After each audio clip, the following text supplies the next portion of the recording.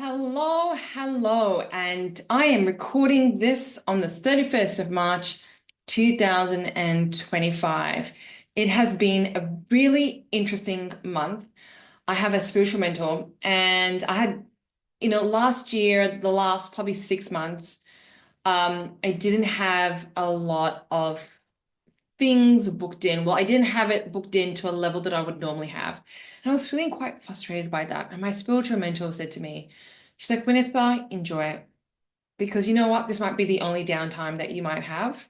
Because 2025 might be the busiest year that you will have. And I've gotten on a lot of flights in 2025. And I have realized, not in 2025, see, my brain is just like farting all over itself.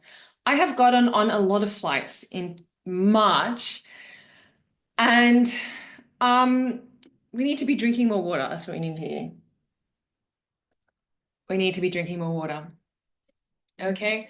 Now, I have been very good. I have gotten on a lot of flights in March.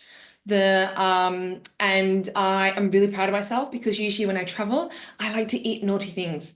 Naughty things being the things that don't enhance my energy. They actually deplete my energy. They do the complete opposite. So I was very proud of myself that instead of ordering the club sandwich with the French fries, I went for the Caesar salad with the uh sauce, what's it called? Dressing, with the dressing on the side. Because what's the point of eating a salad if you're going to douse it in all this dressing? So um yes, but that said, I'm just rambling and just mumbling on.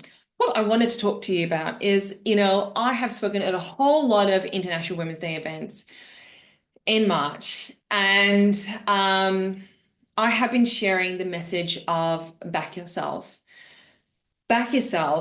get out of your own way, and take your spot in the world. And that is the name of my new book.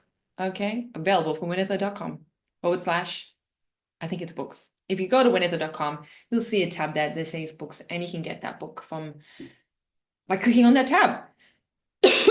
Pardon me. I'm also very grateful that in all of my keynotes, I did not cough because I ended up at the start of my speaking tour.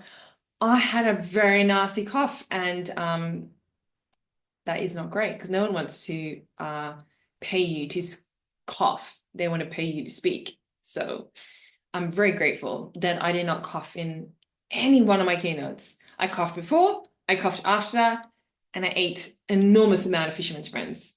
So I'm really, really grateful for that. I do need to get my voice checked though. I need to take care of this instrument. What was I talking about? I'm drifting off topic. I do not do this when I do a keynote, just letting everyone know. We are just drifting. So, yes, International Women's Day is actually a month. It's a whole month. And I've been sharing this message around backing ourselves and taking our spot in the world. And it's a very different message than what I have been known to speak about. I have spoken a lot about over the years, like well over 20 years, about systemic discrimination, how the structure works, how systems and structures work, institution discrimination works. I've talked a lot about being anti-racist and what that looks like.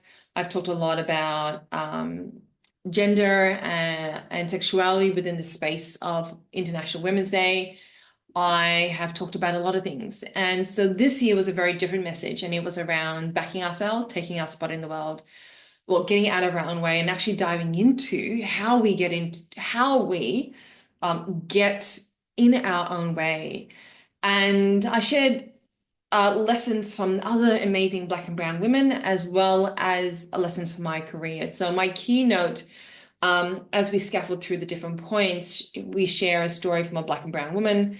And then the next section, I'll share a little insight from my own career, and so forth. And we scaffold for that. And so I'm really grateful that I've had such an incredible privilege to take the stories. I feel like I've taken the stories of incredible Black and Brown women that we have not heard from, we have not heard in this space that is called the women's space. We hear a certain type of people and we hear about the same people. But we don't hear from, there are so many black and brown women that have smashed through the double, triple, quadruple, many glass ceilings. These stories of black and brown women that have gone through incredible hardship and oppression, we don't often hear those stories at International Women's Days events. When I started my tour, I was on a plane from the Gold Coast, flying to Melbourne for the first one. And I actually bumped into a colleague, and that colleague, knows if I speak, and I was asking them because they shared, they're a leadership expert, but they shared how they were doing International Women's Day speech as well. I was like, oh, great. What were some of your key messages? And she was like, pay equity gap, safety for women, all, blah, blah, blah. And I was like, and then she turned the question on me. And she was like, what are you speaking about? I said, I'm not, it's not about the messages that I'm speaking about. For me, it is about the privilege of having an opportunity in this space. And it's about taking the voices of Black and brown women with me into those spaces. I even had a friend say to me, she came and watched one of my gigs and she said, Winitha, that was a majority white audience. Don't you think that you should have at least some quotes or some stories of white women in your keynote? And, in terms of being relating to them. And I thought about that because particularly when it's paid, particularly when it's paid engagements, you want to make sure that, well, regardless if it's paid or not, I think good speakership is about ensuring that your content is contextual and relevant to your audience. And I know that majority of my speaking engagements are majority like white audiences. And for me, that I reflected on that, and then I went back to my position of no, this is actually so much more bigger than me, because this is about the reality that a lot of these rooms are majority white, and this is a subconscious, unconscious way that I can bring that bias to people's mindset, to people's awarenesses and mindset. It's not just about seeing my brown face on the stage. It's not just about me. It's not all about me. Okay. It's not the Winnet show. Although I wouldn't mind having a Winnet show down the track on TV someday, just saying. Anyone out there, if you have connections, let a person know. Okay. But it was actually about, this is actually so much more bigger than me. And I have this unique privilege of being on a stage and speaking to groups of people. So what am I doing with that privilege? And so for me, it was about shining a light on the fact that Black and brown women don't get a light shone on them during International Women's Day. And so people like Janice Bright Howard, people like Bozama St. John, like I think in the Black and brown communities, like this, we know of them, but outside of that, do they get mentioned in the press as much as, as other folk? No. When you think about the women's success stories that we often hear of cis heterosexual able-bodied women that are of a certain age, we often hear about their stories, but we don't hear the stories outside of that. And so for me, my lived experience as a person of color was about, well, I can bring that into the rooms with me. I can bring those stories into the rooms and raise in people's consciousness and awareness that there are so many stories out there in the world that we don't know of, that we don't hear of, and we need to ask ourselves the question, why? Why is that? And then for me, it's also about not forgetting the minority, I put in air quotation marks here, the minorities that are in the room. They also need information that is contextual and relevant to them. And I had, women of color and people of color come up to me and say, seeing you on stage meant so much to me. Seeing your keynote and the stories meant so much to me. I had people come up to me and say they had tears in their eyes, because they felt seen, they felt seen. And so, I think keynote speaking and being a speaker is such a huge privilege. And I think there are like this sort of like those speakers out there that are like, I'm a speaker and I get paid 10,000, 15,000, 20,000, $50,000 to be a speaker. And there's like a celebrity sort of thing to it. Um, which is bizarre. But anyway, and for me, like being a speaker, there's such a privilege in that. There's such a privilege in that. And so for me, with International Women's Day, or what I call, Women's Month, is about taking the stories of women whose voices have been silenced, whose faces have not been seen, whose presence has not been acknowledged, and whose value has not been respected. It's about bringing that into the room and shining a light on that, because International Women's Day is not International Winifred's Day. So that would be pretty cool. I just thought of that just then. It's not International Winifred's Day. It's International Women's Month, Women's Day. And so how are we shining a light onto that? And that's what I want to see more of. So when you're selecting your speakers for International Women's Day in 2026, don't just pick people just because a person's brown doesn't mean they're going to be inclusive, right? Just because someone is of a mature age doesn't mean that they're going to be inclusive. Like your content needs to be inclusive.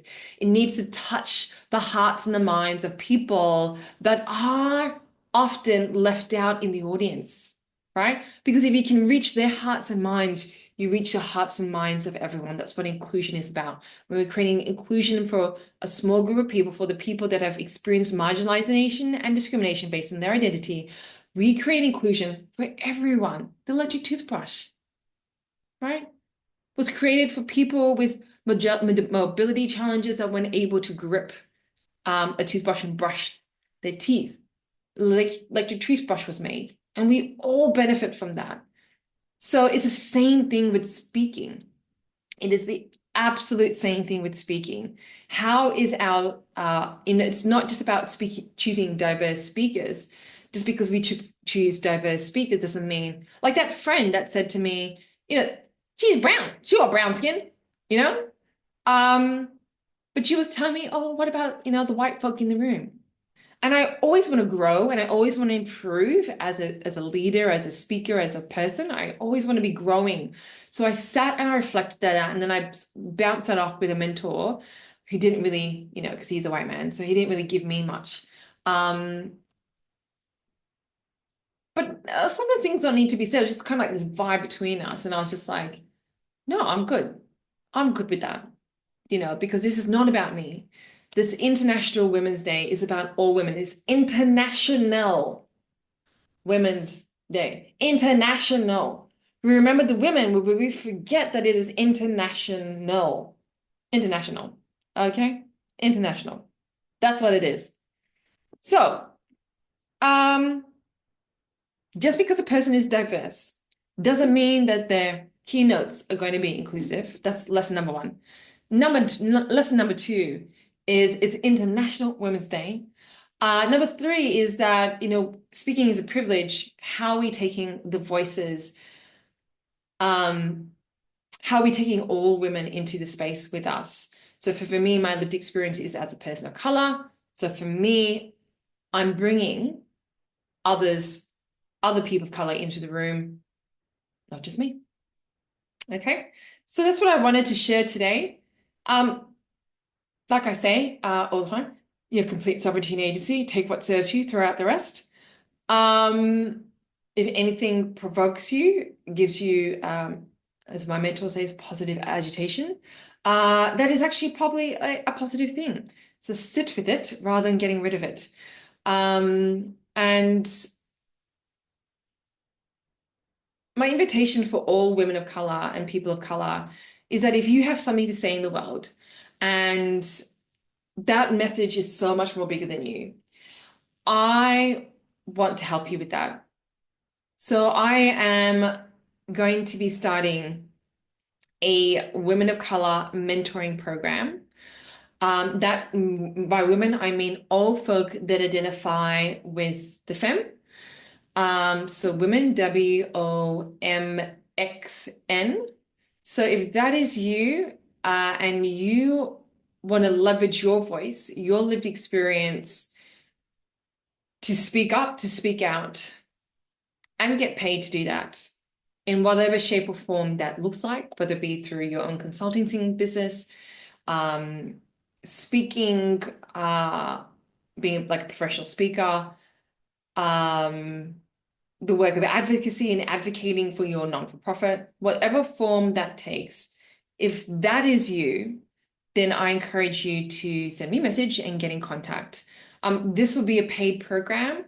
There will be scholarship positions open, but they are partial scholarship positions. So I don't even know what the financial investment is. All I know is that it is happening, and it's not just about me. It's about all of you, and we need to be leveraging our voices and having our voices heard. So if you want to have your voice heard with more impact, and get paid doing so, then send me a message. I look forward to hearing from you. We need more folk doing this work. Can't just be a small handful of us. And what I've noticed is in the people of color space, unfortunately, there are not very many of us that are doing this work in a paid capacity. And I really truly believe that the answers to some of the biggest challenges and problems that are out there in the world actually lies. We have the capacity, we have the ability to solve those problems. But we can't solve those problems if our voice doesn't get heard and we don't get paid. So send me a message at hello@winifred.com. I look forward to hearing from you. And if there's any other questions that you have, as long as you are prepared to hear an answer and you have a genuine question, not a statement, a question, please get in contact, because free speech is not hate speech. Okay, I will block you. I'm just joking. I will. And yeah, it's time for us to get heard. And for us to get heard.